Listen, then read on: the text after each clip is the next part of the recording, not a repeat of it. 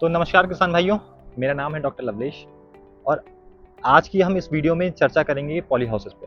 तो सबसे बड़ा क्वेश्चन रहता है आजकल, जितने भी किसान हैं, जितने भी नए एंटरप्रेन्योर आए हैं, आप बीटेक का उठा लीजिए, एमबीए का उठा लीजिए, हर किसी का एक क्वेश्चन है कि मैं पॉली हाउस की खेती कैसे कर सकता हूँ, तो शुरुआत कैसे कर सकता हूँ। तो उसी पर आज चर्चा करेंगे कि कितने तरीके के स्ट्रक्चर्स होते हैं जिनमें आप खेती कर सकते हैं, जिसको हम संरक्षित खेती कहते हैं या फिर प्रोटेक्टेड कल्टीवेशन कहते हैं।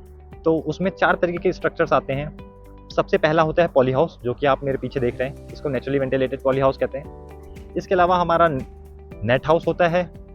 तीसरा हमारा पॉलीनेट स्ट्रक्चर होता है, जो कि पॉली हाउस और नेट हाउस के बीच का स्ट्रक्चर है, उसे हाइब्रिड स्ट्रक्चर भी कहते हैं। और चौथा हमारे पास है वॉक इन टनल, जो एक तरह की छोटा पॉली हाउस है और ऐसी टनल भी समझ सकते हैं आप, जिसमें आप चल फिर सकते हैं और सारी एक्टिविटीज़ कर सकते हैं। तो इतने तरीके के स्ट्रक्चर्स होते हैं जिनको आप यूटिलाइज कर सकते हैं अपनी क्रॉप को ग्रो करने के लिए। इसके साथ साथ एक और स्ट्रक्चर आता है फैन पैड वाला, जिसको हम हाईटेक पॉली हाउस भी कहते हैं, जिसमें हमारा फैन और पैड, पंखा लगा होता है, एक कूलिंग पैड लगा होता है, जो कि जैसा सेम हमारा कूलर काम करता है उसी प्रिंसिपल पे काम करता है।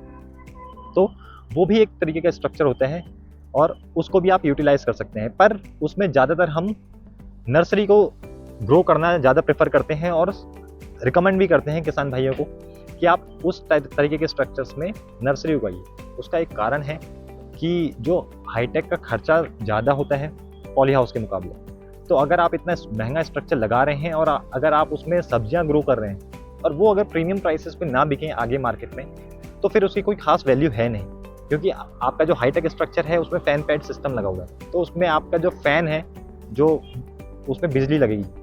और अगर आपका सोलर सिस्टम बेस्ड नहीं है हमारा फैन पैड सिस्टम, तो फिर उसमें क्या होता है, तो आपका बिजली का इन्वेस्टमेंट इतना हो जाएगा कि आपका जो क्रॉप का प्रोडक्शन है, क्या पता वो मीट आउट ना हो पाए। तो उसमें सिलेक्शन जरूर देख के करिए कि आप उसकी मार्केटिंग कहाँ करेंगे। उस जो भी आपका प्रोड्यूस निकलेगा हम आपके हाईटेक से, उस क्रॉप को आप बेचेंगे कहाँ। अगर आप उसकी मार्केटिंग कर सकते हैं, आप अच्छे से मुनाफा निकाल सकते हैं, तब आप उसमें क्रॉप प्रोडक्शन भी ले सकते हैं और आप उसमें 12 महीने आराम से क्रॉप उगा सकते हैं। तो ये हैं तरह तरह के स्ट्रक्चर्स जिनको आप यूटिलाइज कर सकते हैं अपनी क्रॉप प्रोडक्शन करने के लिए। मिलते हैं अगली वीडियो में, तब तक के लिए धन्यवाद।